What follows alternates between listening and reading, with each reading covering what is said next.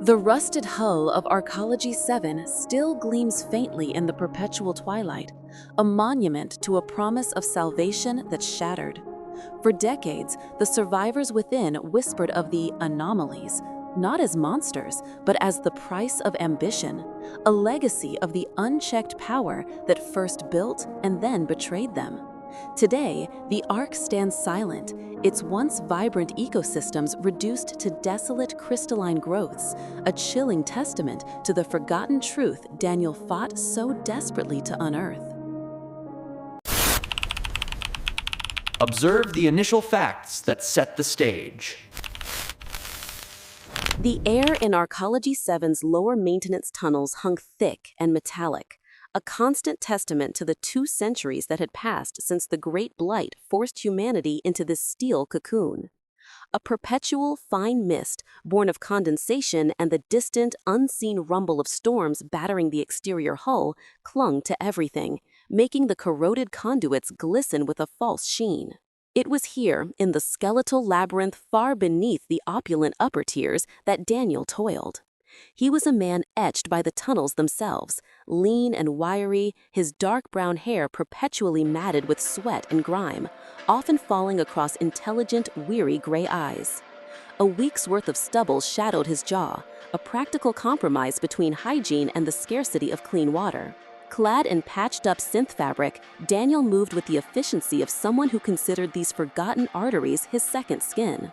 His current quest involved salvaging defunct power couplings, components that, once refurbished, might fetch enough credits for him to replace his worn-out boot soles, or perhaps even afford a day pass to a slightly cleaner air filtration sector. His mind, however, wasn't solely on the meager financial returns. He often found himself pondering the stark divide. The lavish lives of the Ark Council and the elite citizens who resided in the sun-drenched, climate-controlled domes above, their investment portfolios swelling with inherited wealth from long-dead benefactors. They ate synthetic meats while Daniel chipped away at rusted metal for mere sustenance. Their prosperity built on the backs of those like him, maintaining the very infrastructure they disdained. The injustice gnawed at him, a constant low thrum beneath the din of his work. Every discarded data slate, every forgotten access panel he encountered during his dives sparked a deeper curiosity. The official history propagated by the Council was full of convenient blanks, especially concerning the Arcology's initial construction and the true nature of the blight itself. Daniel suspected the real currency wasn't just credits, but controlled information, and he was tired of paying the price for ignorance. He paused, his breath fogging in the dim light, a newly discovered, unusually robust panel glinting faintly just beyond a collapsed section of piping. It wasn't on any schematics he had access to. The sturdy panel Daniel had found proved to be a gateway, not just to another sublevel, but to a deeper, more profound quiet. Unlike the active hum of the tunnels above, this forgotten sector, designated sublevel 17 Gamma, lay cloaked in a perpetual frigid mist, condensing on every pipe and conduit like sweat on cold steel.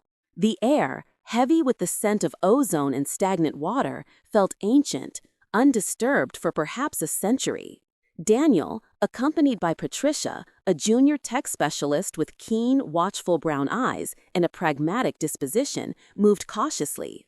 Her short, dark hair was already damp, plastered to her forehead. This wasn't a standard salvage run. The unmapped nature of the area meant higher risk, but also the tantalizing promise of rarer finds, enough to perhaps secure a more comfortable existence than the constant scrape for credits. "The schematics don't even acknowledge this level," Patricia murmured, her voice hushed by the oppressive silence, her beam cutting through the fog. Whatever was down here, the Council clearly wanted it erased. Their flashlights played over walls scarred with what looked like aborted crystalline growths, smaller, less aggressive versions of the blight itself, but still unsettling. Deep within, behind a reinforced bulkhead that hummed with a dormant energy signature, they found it. A cylindrical data cache, nestled in a niche obscured by decades of crystalline residue. Daniel worked with practiced hands, bypassing the ancient locks. The data scheme flickered to life on his handheld reader, revealing fragments of text. Project Chimera, bioengineering, Phase 1 validation complete. Massive initial investment from ARC founders. Securing future wealth via terraforming protocols. Unexpected mutagenic byproduct. A sudden, violent tremor rocked the entire structure. A low, guttural roar vibrated through the steel deck plates, followed by the sickening shriek of rending metal directly above them. The internal atmospheric regulators screamed, pressure fluctuating wildly as external storms, long unseen, now manifested their fury through the compromised hull. Water, icy and thick with sediment, began to cascade from a newly formed rupture in the ceiling, a localized deluge that filled the sublevel with the sound of 1,000 weeping pipes. A shimmering, jagged mass, too complex and wrong to be natural, burst through the fractured ceiling with a terrible crystalline screech. It was the Anomaly, larger than any Daniel had ever seen, its facets reflecting the emergency lights in a grotesque, kaleidoscopic dance, tendrils already reaching, probing. The air in Data Core Delta was recycled, but the lingering damp and the faint metallic tang of the lower levels persisted. A ghost of the deluge Daniel and Patricia had narrowly escaped. A heavy thrum vibrated from the Arcology's failing stabilization fields, a distant echo of the relentless storms still savaging the outer hull. Daniel leaned over Kevin's console, the salvaged data cache humming, its secrets finally yielding. Kevin, a man whose wispy blonde hair seemed perpetually disheveled from late nights, peered intently at the flickering display, his blue eyes magnified behind thick spectacles. He was a recluse, a genius among the ARC's data miners, his services usually paid for in rare, pre-blight historical texts rather than credits, a testament to his unique priorities. Samantha, a stocky art guard specialist with a clean-shaven head and a perpetually skeptical expression, stood by the entrance, her arms crossed. Her uniform, crisp and dark, seemed out of place amidst the grime, a stark reminder of the Council's ordered world. So, Daniel, your little unauthorized exploration better be worth the structural damage reports coming in from sublevel 17 Gamma, she drawled, her voice a low rumble. Her cynicism was legendary, honed by years of witnessing the elite's casual disregard for regulations. Just keep watching the corridor, Sam, Daniel replied, his focus on the unfolding data. Kevin's fingers danced across the holographic interface, sifting through layers of encryption. Project Chimera, Kevin mumbled, his voice hushed. This isn't just bioengineering. It's immortality research, pre-blight, funded by a consortium of the planet's wealthiest corporations and individuals. They saw the incoming blight as an opportunity, not an end, a chance to evolve, to transcend mortality for a select few. The screen flashed, displaying holographic schematics of humanoids undergoing rapid cellular restructuring, overlaid with energy signatures. The goal was to integrate subjects with the planet's newly discovered ambient energy fields, a hostile, mutagenic force they believed they could weaponize for enhanced longevity, Kevin continued, tracing a diagram. Their investment in this was astronomical, a secret multi-trillion credit black project designed to ensure perpetual dominance for their bloodlines. The Anomalies, they were the first test subjects. Human beings, willingly or unwillingly, exposed to raw, uncontrolled planetary energies, mutated into living conduits of the blight itself.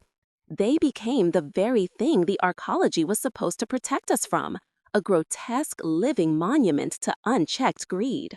A sudden, sharp crack echoed from the structural plates above, a warning that resonated with the chilling revelation on the screen. The air grew colder, the faint mist intensifying, carrying the metallic tang of newly stressed steel.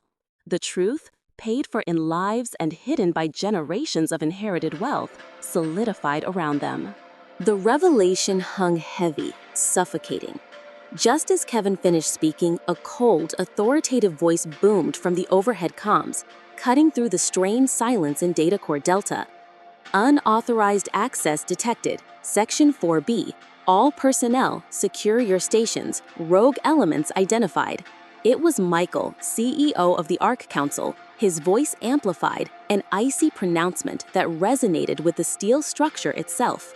Daniel swore under his breath, his eyes darting to Samantha. Her expression, usually guarded, now hardened into a grim certainty.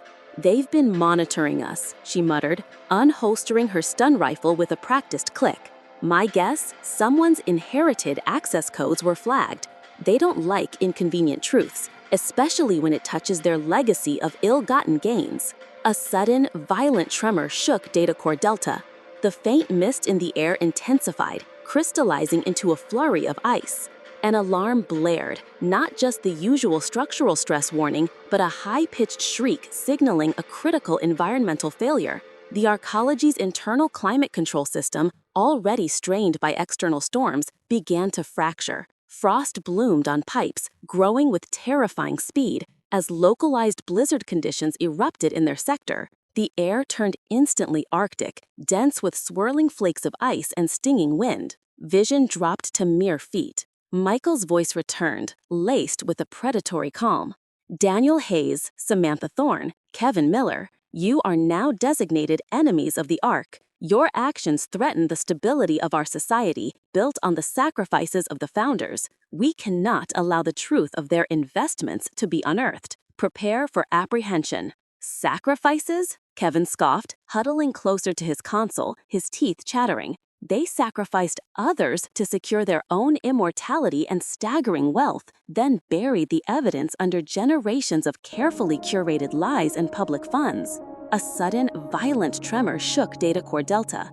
The faint mist in the air intensified, crystallizing into a flurry of ice. An alarm blared, not just the usual structural stress warning, but a high-pitched shriek signaling a critical environmental failure. The Arcology's internal climate control system, already strained by external storms, began to fracture. Frost bloomed on pipes, growing with terrifying speed as localized blizzard conditions erupted in their sector. The air turned instantly Arctic, dense with swirling flakes of ice and stinging wind. Vision dropped to mere feet. Michael's voice returned, laced with a predatory calm.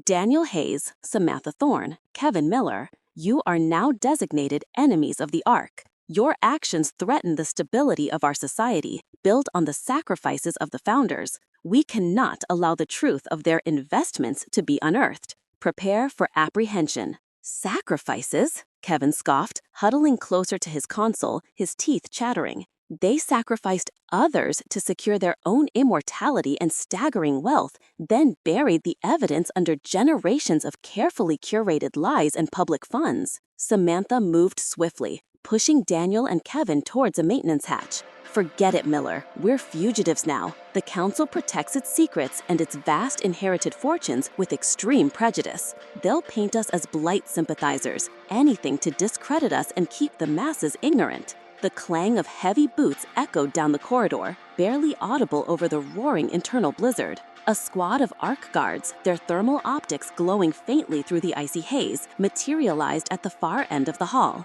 Their weapons, usually reserved for anomaly containment, were now aimed at them. The pursuit had begun, not through sterile corridors, but a treacherous, freezing labyrinth where the very air fought against them, a chilling byproduct of the Arcology's collapsing facade. The chase was a blur of freezing air and flashing stun rounds. Samantha, her breathing ragged, slammed a panel, and a narrow maintenance hatch hissed open, revealing a vertical shaft plunging into the biting darkness. Down, sublevel 23 Omega, old biolabs probably still offline, she gasped, shoving Kevin through before following, Daniel right behind. The internal blizzard, a relentless assault of crystalline shards and Arctic wind, pursued them, making the descent treacherous. Their hands were numb, their faces raw from the cold, the metallic clang of Arc Guard boots echoing faintly from above. They dropped into a cavernous chamber, the air so cold it burned their lungs, laden with the metallic tang of liquid nitrogen and a faint, acrid chemical scent. Abandoned consoles lined the walls, coated in a thick rime of ice. Unlike other sectors, this facility was pristine, sealed, a testament to the colossal, secret wealth poured into its construction and subsequent abandonment. Daniel's flashlight beam cut through the pervasive mist that clung to the floor, revealing dormant experimental vats and analysis stations. "This must be where Project Chimera began," Kevin whispered, his voice trembling, his spectacles fogged. "The true heart of their obscene investment." They scrambled past frozen data nodes, Samantha desperately trying to bring a main console online, hoping for any schematics, any counteragent to the blight, anything to fight back against the Council's ruthless pursuit and their monstrous legacy. Daniel, his fingers stiff, spotted a terminal flickering with residual power. He hammered a sequence from Kevin's salvage data, a last-ditch attempt to access deep-level archives. Instead, the entire chamber rumbled. A massive, armored shell, cloaked in years of crystalline growth and embedded with arcane energy conduits, began to rise from the central floor. It was colossal, a grotesque amalgamation of organic matter and hardened, blight-infused carapace, at least 3 stories tall. Its surface plussed with a malevolent inner light, reflecting the icy, swirling mist. This was no ordinary anomaly. Its very presence exuded an ancient, terrifying power, the progenitor. Then, a low, guttural hum emanated from its crystalline shell, and a small, flickering holographic screen activated on a console nearby. A shadowy, cloaked figure, face obscured but posture radiating cold authority, appeared on the display, his hand poised over a control panel. "Subject Alpha engaged," a synthesized voice echoed through the frigid chamber. The Arc Guards were no longer the primary threat. They had activated the Architect's ultimate forgotten weapon, a living monument to their failed, greedy pursuit of immortality, remotely commanded by a ghost from the past, funded by an empire of hidden wealth. A deafening shriek tore through the frigid air as Daniel's overloaded grapple drive bit deep into Subject Alpha's core. The colossal anomaly convulsed, a blinding white light erupting from within, searing the biolab. Tendrils of crystalline energy fractured, then exploded outwards in a shower of glittering, lethal shards. A final, earth-shattering roar, and the monstrous progenitor of the blight collapsed, its immense form dissolving into a shimmering dust that mingled with the swirling ice. The silence that followed was heavy, broken only by the rasp of Daniel's breathing and the distant, groaning protest of the Arcology's failing infrastructure. Kevin, miraculously unharmed amidst the console's sparking ruins, had managed to broadcast the Project Chimera data, flooding every comm channel with the Council's monstrous secrets. The elite's inherited fortunes, the multi-trillion credit Black Project, the human experiments, all laid bare. The Arc Guards, their mission compromised, retreated in disarray. Days later, the Arcology was a broken monument. The internal blizzards had subsided, replaced by the relentless drumming of acid rain against newly formed breaches in the upper domes. Daniel stood beside Samantha at a panoramic observation deck, once reserved for the Council's privileged view of a simulated sky. Now, through a web of cracks in the reinforced glass, they saw the truth. A vast, desolate landscape of twisted, iridescent crystalline formations that stretched to the horizon, perpetually shrouded in an oily gray mist. The old world, ravaged by humanity's ambition, gleamed with an alien, terrifying beauty. "Their salvation was a lie," Samantha murmured, her voice hollow. "All that power, all that hidden wealth, for this, a gilded cage built on the bones of their victims." Kevin, his face still pale from the ordeal, joined them. "The Council's rule is shattered, but we're still here, still trapped." The crystalline blight outside, a direct consequence of the Founders' greed, mirrored the internal corruption. The victory felt profoundly hollow. They had exposed the truth, but what now? The Arcology was dying, its systems failing, its inhabitants left to face a hostile world, a legacy of unbridled ambition and the immense hidden financial motivations that had birthed the Anomalies. Was this truly freedom, or merely a different kind of prison, carved from the ruins of forgotten wealth? What do you think really happened? What's your theory on this mystery? Leave your opinion in the comments below, and don't forget to subscribe for more stories like this. The colossal anomaly, Subject Alpha, continued its ascent. Crystalline tendrils lashing out, scraping against the biolab's reinforced ceiling. Its malevolent hum vibrated through Daniel's bones, a sound of primordial power warped by human ambition. The air grew impossibly colder, the internal blizzard now a chaotic vortex of razor-sharp ice shards stinging exposed skin. Kevin, hunched over the flickering console, his breath plumbing, frantically tapped at the controls. Its energy signature, it's drawing power directly from the Ark's core stabilizers, overcharging. The Project Chimera data implies a critical resonance frequency, a feedback loop designed to channel planetary energies, he yelled over the escalating roar of the monster and the shriek of tearing metal. There's a conduit junction deep within its primary carapace. If you can disrupt it, sever the feedback, it might just destabilize. Daniel didn't hesitate. He tore a repurposed grapple drive from his pack, a heavy-duty industrial tool meant for scaling damaged hull plates, its magnetic anchor modified for offensive overload. "Where?" he roared, already sprinting towards the monstrous entity. Behind them, Samantha met the Arcbard elite squad head-on. Stun rounds peppered the ice-laden air, their blue flashes illuminating the grim determination on her face. Her enhanced combat suit absorbed most of the impacts, but the sheer force of the blizzard made accurate fire for both sides. The Arc Guards, desperate to retrieve the console data and protect their benefactor's multi-trillion credit legacy, were ruthless. A sudden, concussive blast ripped through a nearby wall as an external storm finally breached the Arcology's outer layers, signaling a catastrophic atmospheric containment failure. The freezing gale that roared in was no longer contained, threatening to rip the entire sector apart. Daniel launched himself, the grapple drive's magnetic clamp slamming onto the anomaly's shimmering carapace. He ascended, grappling hook by hook, towards the pulsating, glowing weakness Kevin had pinpointed. The ice bit at him,